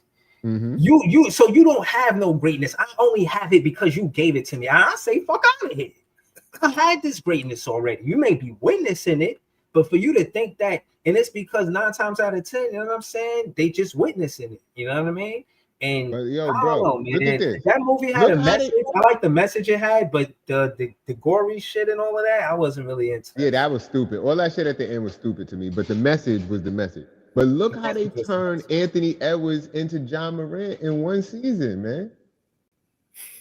One season. They just said, you're the golden child. No, you're not. You're the golden child. And it happened. Right now, niggas are talking about Ja like he trash. Yo, the golden child is. They can't figure it out, man, because they want an American to be it so bad, but they do. Like, because it's an American game, and right now it's dominated by European players. Like the top players in the league are Canadian players. Yeah, Shea is Canadian. He had the MVP last year, but to find an American player. Technically, that is American. It's North America. You know what I mean? And that's the one thing I need to tell all of y'all Americans, man. Because the thing is, America shouldn't even be called America. Y'all should be called United Staters at the end of the day, because North and South America is both America. So they could, like, if you from Ecuador, you could say, I'm American. And they should be able to let that rock because they're from South America. But if you're from America, this should be United Staters. Know what I mean? But go ahead. No, I was just gonna say why. So you know, Sharitha ain't really know SGA was Canadian, and we was talking, and then like maple syrup lover, but not like so. Like it's funny. I don't know how it came about, but like we was both laughing because you know how like in South Park how they like depict Canadians to look. Yeah, he kind of looked like them with cornrows, like how the Canadians look on South Park, bro. Like so, it was crazy. Like that moment, like we was just laughing about that shit. Like like yo, South Park might be on the side here, man. You seen SGA Pops when Pops told son that he wanted to breed his girl? Nah. He talking about he was on Jeff Teague's show on his podcast. Yeah, he told Jeff Teague that, right? And it was and again, Jeff Teague, he was kind of subtle in the conversation. It was kind of like the podcast. So it's like 3 other podcast members, and they saying something about, oh, if you want your son to go to the NBA, just let me see your woman up, yada yada whoopie whoop. Something. It wasn't verbatim, but it was something to that effect. You know what I mean? And that's what he said. He said, "You see my son? You know what I mean? If you want your son to be an NBA championship and an MVP, just give me your woman for a night. You know what I mean? And I send her back to you with an MVP in her." Yo, Jeff Teague didn't think that shit was funny at all. Nah, he laughed it off. No, but he did a recap because he said that's hilarious, man. When he said he had said, he was like, yo, you know, when he said it, I didn't really understand what he was saying. I had to go watch it in playback. And then he said, yo, don't ever disrespect me like that. You know what I'm saying? And yada yada whoopty whoop. And he was just, I forget exactly what he said, but he was upset. His reply was fuck what Jeff Teague talking about. He should have said that in the moment when that nigga said it to you. He should have said, what, nigga? Like, because the fact that you had to go home and watch it and come back and come up with a rebuttal, I don't know, but this nigga SGA Pop's a real nigga for saying it. Yeah. He out here promoting the stud business, man. That shit wild, man. I was crying when he said that shit. And I know Jeff Teague only said something because he went home and his girls was like, you gonna let a nigga say that about me? You gonna let a nigga say that on national TV? You just gonna, you sat there. Yo, that's exactly. She screamed on him, and that's why he had to come back on TV and say something the next day. He did not sleep in the bed that night, man. He had to sleep on the couch. She's like, maybe I should go sleep with SGA Pops. Since he the one running shit around here. Oh man, yo, nah, that's wild. This is certified. This is certified where it get controversial. This is definitely controversial right now.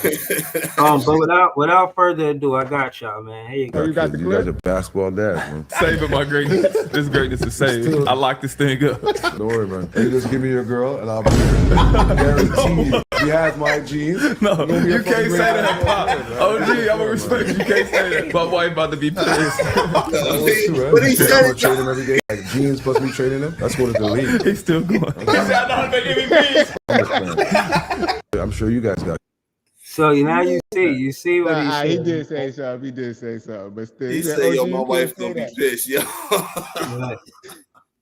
Nigga kept going too. Oh man, nah, that's wild. SGA Pops. I let him slide because when I went home, I was in crash out mode. I told P, I said, I think he said you can use his sperm. And then when I played it back, I said, he said that. But then I was like, I won't fight because I didn't hear it clear. So DJ said, whoa, when I went home and heard it, but it didn't sit well with me because I'm a nigga at the end of the day. Like, what the fuck is you talking about, boy? Because I felt the way. I'm like, oh, damn, he said that. Like, I said, oh, I was supposed to stand up and damn near flinch at him or something. I let him slide because he was a guest. When I went home, I was in crash out mode. I told P, I said, I think he said you can use his sperm. And then when I played it back, I said, he said that. But then I was like, with the Ross Clot Jamaican Dan Data. He ain't want nothing with the top shot. Jamaican Dan Data. That's exactly what that was, man. Jeff Teague knew when to say that shit. Yeah. Nah, that's wild, man. Jeff Teague is hilarious. You invite the man on your show, and that's what the man. That's the thanks you get. That's the motherfucking thanks. That's crazy. Oh man. Yo, I would like to introduce SGA's. He says something like that. Yo, he was offering him a service, man, and he wasn't even going to charge him. Bird, man. Like he about to start charging, man. You're about to see ads for this motherfucker, man. That's funny, man. 500 a pop, man. $500,000. Get you an MVP for $500,000. That's crazy. There'd be some people that might jump on that deal, man. Bro, these NBA players is out there giving it out for free, so they're out there giving it out for free, so I don't think his market is going to be too high.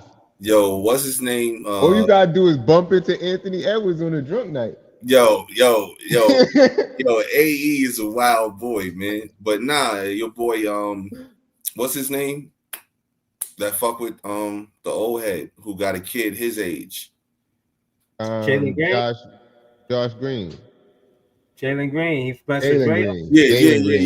Yeah. Like him. Yo, he gonna fuck around, have a kid where the kid gonna have an older brother his age, is gonna be his baby brother. He gonna be going to the NBA. He gonna be his manager. He gonna be like 42, his older brother. Yo, shit is wild, man. Yeah, the crazy shit is Drea got a son his exact age. That's what I'm saying. Like that son is gonna be the kid's manager. Like when he pop out a kid with her and he go to the NBA, he gonna be like 40 something and the kid's manager. Like, see, that's the bullshit about the NBA. That's why they got all these goddamn AAUs and all this, because everything is about nepotism and who you know and who got the most followers and the most. Like, it ain't just about who could play ball. It's about who you trained with, who you been around, what's the connection you got. Mm-hmm. And that's why I brought up him, because everything is about being connected, and we put you here. You see, Theo Ratliff got 2 twin sons. That's nice. And Theo Ratliff wasn't shit. Mm-hmm. Well, Y'all remember him from Philly? Nah, but to the point, it is nepotism in basketball. I get it. But these NBA players, little ass kid, you could train with Kobe. Well, not Kobe right now, but they was training with Kobe, little ass kids. Like you got all these little kids with NBA trainers, NBA facilities, and all this shit. They better be better than the other kid that's playing in the public school. More advantages. That's why all these kids now is crazy. Like the influx. And besides the genes, we about to see. You ain't got 7-foot genes, and you like they get every advantage. Yeah, Theo Radcliffe got twin sons. They both nice. They both signed to USC, so they're going to USC next year, and then they'll probably be in the NBA the year after. Like it's crazy right now. Like it's just everybody got like kids balling right now. Yeah. Yo, y'all mind if I change the topic real quick? It's kind of inspired by Jay Hatt, so I guess it is part of the show. You know, this is gonna be part of the starter pot content too. You know what I mean? Two banks merged to form the largest black-owned bank in the U.S. with over $1 billion in assets. It says, the CEOs of City First Bank and Broadway Federal Bank have merged, creating the nation's largest black-owned bank, boasting over $1 billion in combined assets. Brian Argett, CEO of City First, will lead the merged entity operating under the City First banking brand. Meanwhile, Wayne Brent Bradshaw, Broadway CEO, will assume the role of chairman. The new institution will maintain its bi-coastal headquarters, serving and expanding in current areas while targeting high potential urban markets for growth. I'm gonna go to Jay with this. He got the hat on. Y'all see the hat. What did it say, Jay? More. What did it say? Did you say again? We need more black billionaires, and it seemed like they got $1 billion in assets. So, you know what I mean, we created one more right there in this bank, but we still need more. I mean, still, so the hat's still valid. I mean, but that's fire though. That's fire though. The hat is valid.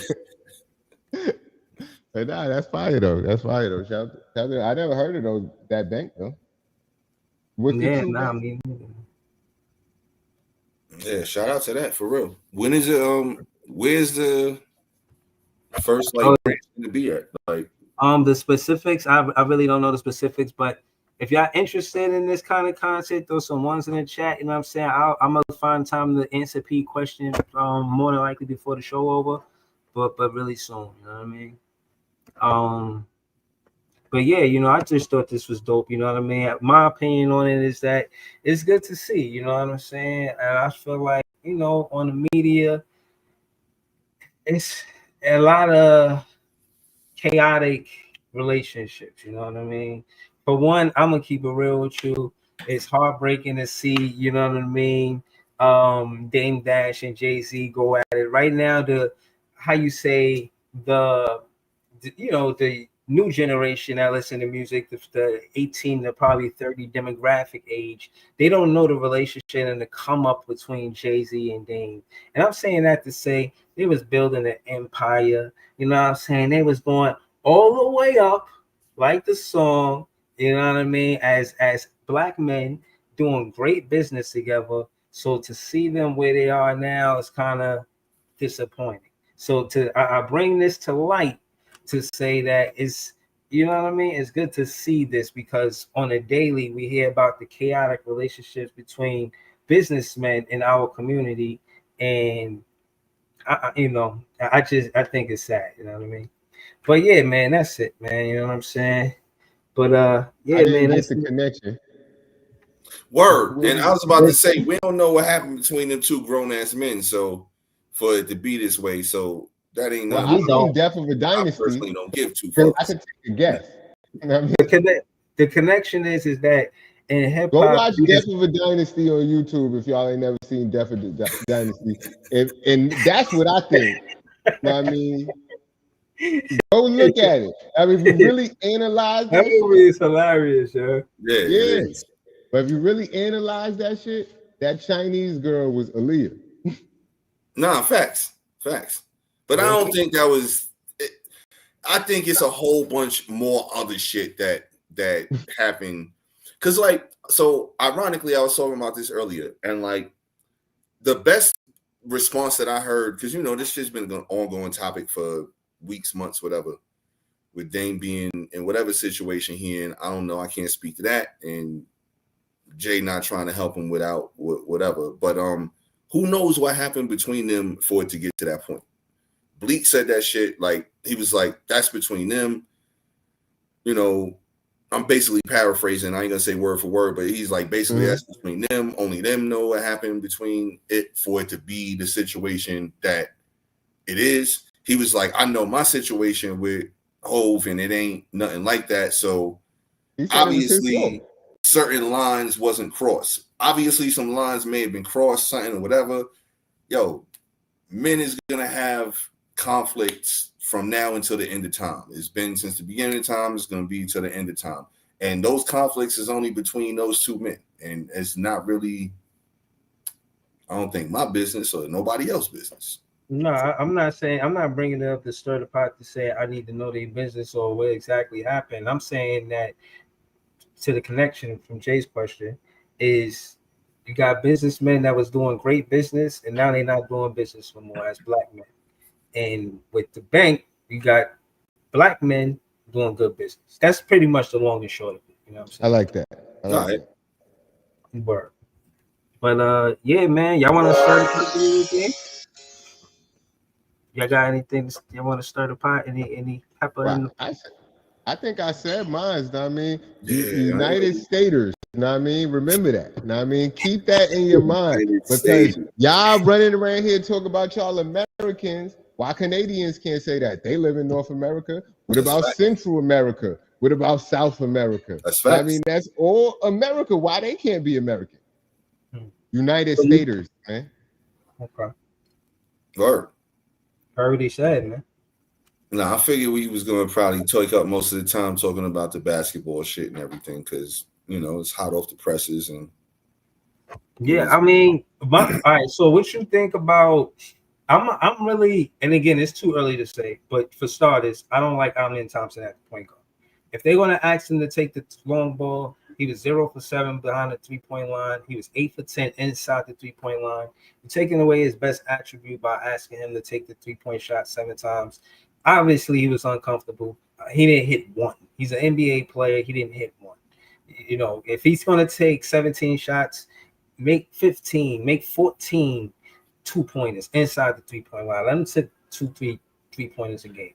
That's what I'm saying. If they're going to ask of him to try to do what Van Fleet was doing, he's not going to do that. He's not Van Fleet. That's not the GM's fault for not. They don't have a backup point guard, and like, see, I think like the backup point guard position has been devalued in the NBA so much that teams don't even really care about making sure you have a quality backup point guard. And then in situations like this, where your starting point guard go down in preseason, and now you screwed for the rest of the year, and you got to figure something out. Now it's going to show. I don't think they want him at the point guard, but I don't think they really have another option unless they go out and make a move. So now you got to shuffle your roster up from what you thought you was coming into the season with and what you thought you was good enough with to compete for a championship. Now you got to make a move on the fly. And again, like I said, just the backup point guard position is so devalued, even though it's probably one of the top 5 or 6 most important positions on your team. Like your backup point guard might be more important than your 4th best starter. Right. If that makes sense. Steve Kerr got a job being a backup point. Or was it him or was it John Paxson? Both of them. They was the same version of each other, just on the different teams. John Paxson was the first Steve Kerr on the first 3 Bulls championships, and Steve Kerr was the John Paxson of the second 3. Yeah, see, that's what I'm saying. Like, you see how successful they was, you know what I mean? But we'll see, you know what I mean? I could be wrong, but I'm saying don't play him at the point guard. No, sometimes, but not. I wouldn't start. They gotta make a move. Like, and that's the crazy thing is like, ain't nobody really trying to make a trade right now. So they're gonna have to pay a premium for something if they really want to make a move right away. So, like, let's say for instance, you know, come February when the trade deadline comes up, Now everybody is making moves, trying to figure out, all right, I can move this guy, I can move this guy, because maybe I want this person back and this person back. Now, beginning of the season, nobody wants to make any moves because they want to see what they got to see how it works out, unless it's something that's going to like blow them away and be like, oh, hell yeah, we'll make this move. So they really not, it's going to be really hard for them to get a point guard right now this early in the season. Because you think about it, like perfect example, Dallas, right? If Kyrie wasn't hurt, I'm pretty sure Dallas would go ahead and trade D'Angelo Russell, no problem, to Houston if they asked for him. But now Kyrie is hurt, so they need D'Angelo Russell to kind of hold down the point guard position until Kyrie get back in January or February.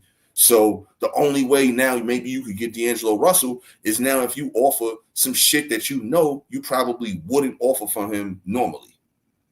Yeah, I don't see them in the playoffs beating nobody without a point guard. You keep Amen Thompson at that point guard, it's going to be the demise of the Rockets. You're not going to be able to get past. Y'all going to be good. Y'all going to win 40, 50 games. I'm not saying they were good all game, except if you look at it, at the end of the game, when they started breaking down, that's because they didn't have a point guard. But that's what the playoffs is. Yeah, that's why they started breaking down. And that's why that game went to overtime. It's going to be 81 games later. Maybe he'll figure something out by then. You need a point guard to kind of move the shit around and set shit up. Otherwise, your offense look crazy and the defense lock in and get steals and shit. Mm-hmm. But what I'm pissed off with people saying all of this because I feel like if Jabari Smith Jr. would have hit that dumbass three he shot at the end of the game, no one would be saying this. They would say, oh shit, Amen Thompson at the point guard might be all right. They beat the champions. He still had 4 turnovers. He still had 4 turnovers. It still would have been that, but I think the losses would got people up in arms. But also, like, if you really watch the way they offense moved from like about 3 minutes left in the fourth quarter all the way through those 2 overtimes, their offense was not smooth at all. It was so just fucking clunky, and it wasn't moving. Like, it was like basically somebody get the ball, try to make some ISO shit type happen. And most of the time it was either KD or Sengun, just ISO. That was their whole offense. The last, so what's that, 3 minutes of regulation and 5 minutes. So it's 13. The last 13 minutes of that game, their whole offense was ISO, KD or Sengun at the top of the key and let them work. That's you're not going to get it done like that. You need some movement. You need some double teams happening. And what Amen Thompson bring that, I mean, Van Fleet brings that Amen Thompson don't bring is that deep three, bro. He's going to create space for shooters and KD and Sengun had he been in the game. You know what I mean? He injured. But with Van Fleet, he's not shooting right at the 3-point line, bro. I don't know. I think the 3-point line is 28 feet. He's shooting 30 feet, 31 feet. He's giving space to Sengun to operate wherever he want to operate for a one-on-one. Same thing with KD, but without moving the ball around. Yeah, because he could touch the paint. You know what I'm saying? Yeah. He once he get in that paint, he's dangerous. And he's a veteran. And to P's point, the last 3 minutes of the game, you get somebody like Van Fleet, that kind of leadership, that kind of veteran, won a championship. You know what I'm saying? Got a good coach in the Ime. They miss him. That's what I'm trying to say. They could try to put Amen Thompson at the point guard, but they really do miss Van Fleet, bro. They got to get somebody in there that actually play point guard. Otherwise, it's going to be a rough season for them because all teams do is watch film, and they're going to watch the film of those last 13 minutes of that game, and they're going to be like, this is how we shut them down. And you're going to see their offense look nasty all year long with nothing but a bunch of ISO, KD, or Sengun at the top of the key. And that ain't going to get it done. That's not the type of player KD is. KD need the ball moving around. KD works best when he's doing less. If you really look at his game, like when you need KD to take 7 dribbles, that ain't the best KD. You need KD on a catch and shoot, or you need KD on a pin curl down with a 2-dribble short midi jumper, something like that. That's the best KD.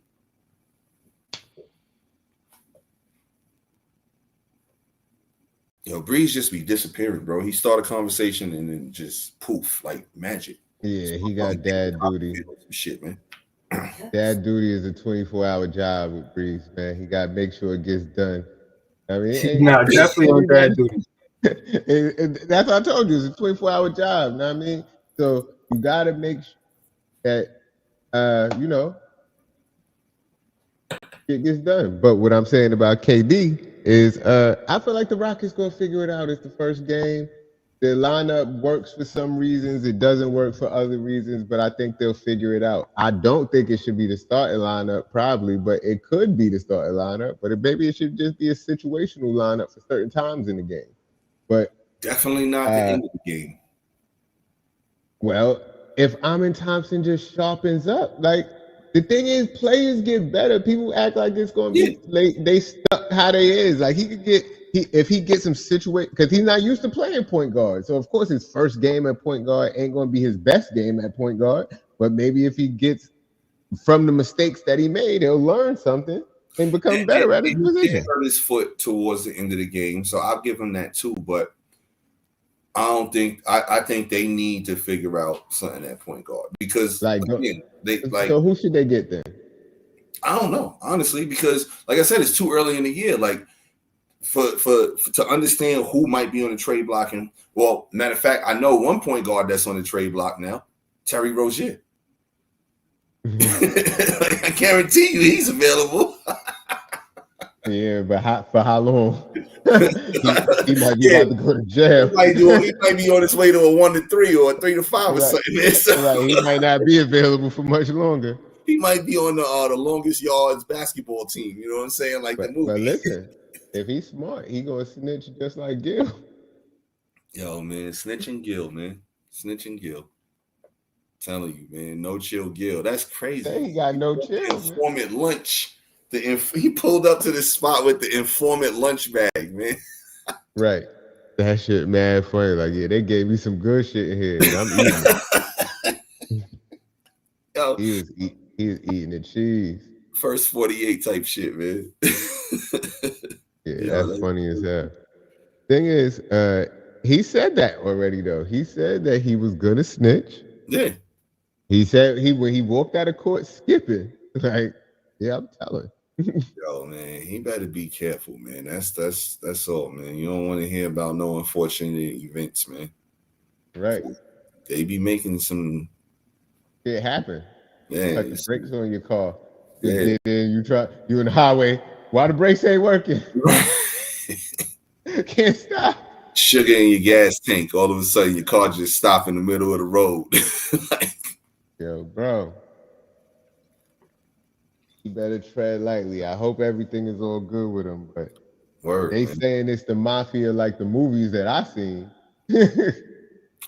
That mafia? Yeah. The movies and the TV shows, man, they real descriptive on how things get dealt with.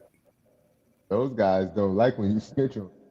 Nah, man, don't tell, man. It's the same thing from the hood. And that's the thing. I had seen somebody said, like, you got to understand, Gil don't understand the hood rules because Gil ain't from the hood. Like, Gil from a nice neighborhood, you know, like, he ain't deal with certain things. So, and even, matter of fact, it was the Netflix shit about him with the guns and all of that with Javaris Crittenton and all of that. And they was just basically saying, like, Crittenton from the hood, from somewhere in Georgia or whatever, and Gil from, like, I think he was somewhere in California or something, like, but a nice part of California, like not Compton or Oakland, nothing like that. And it was like basically saying like he ain't really know the ramifications of all of that shit. So obviously he's still running around here not knowing the ramifications of certain actions. Because if you come from, you need that speech from Friday. You need that speech. You run around here all day playing. You said he had a gun when you seen him, right? Name me one nigga in the hood that play like that. Right. Exactly he said he had a gun when you seen him, right?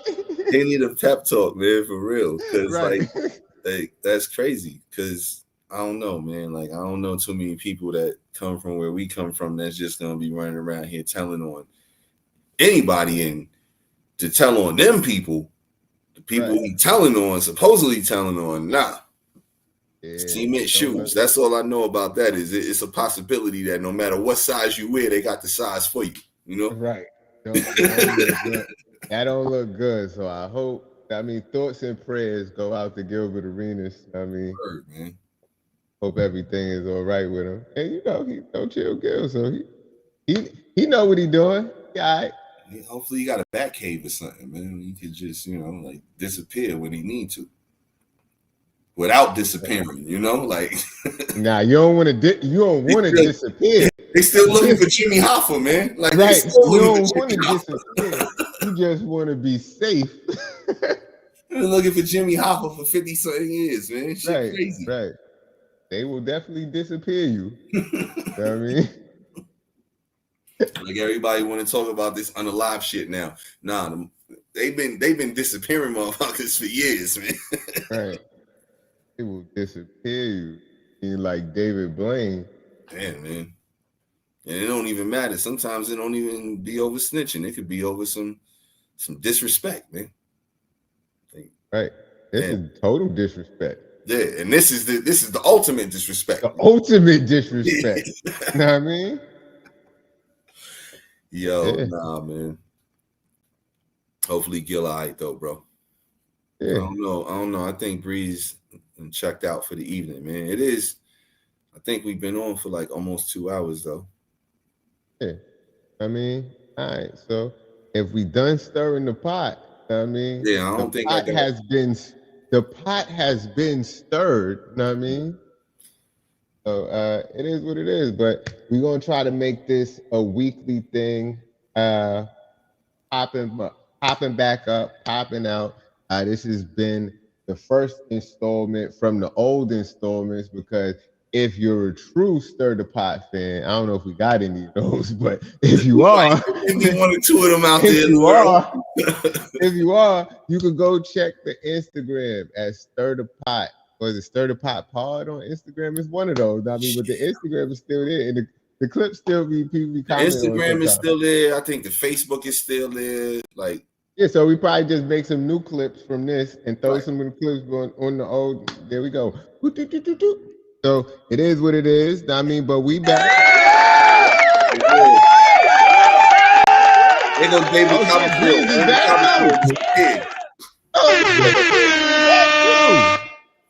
Trust me, man. I had to do it, man. But yeah, now I was listening though. Yeah, I heard Jay say, name one nigga that play like that. I was crying. Yeah.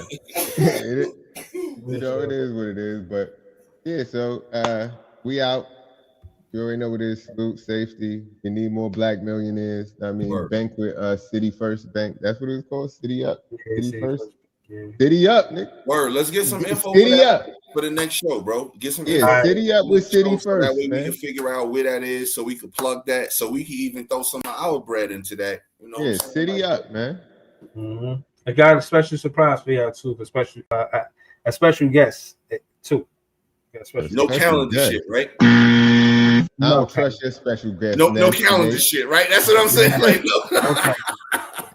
Special guest. I don't trust your special guest. I don't trust me, bro. How special is the guest? This is gonna be a good one. This gonna be a good How special is the guest? Oh man, man.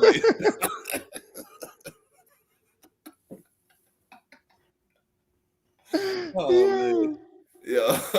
Special guest for sure, you know what I'm saying? And dope topic too. Dope topic. So tap in. Yeah, man. I don't know how we fit in to close this show, you know what I'm saying? I'm gonna just say you were doing that before you just appeared again. Right. You just came back. I was about to turn it off. It was about to be off till you popped up. You popped up like candy. All right, so go ahead, close it out. How y'all feeling to close it out? I know the intro, but I ain't got no outro. Nah, we already closed it out. It was we stirred the pot. The pot has been stirred. It's over. Safety, man. Right, man. Fire off.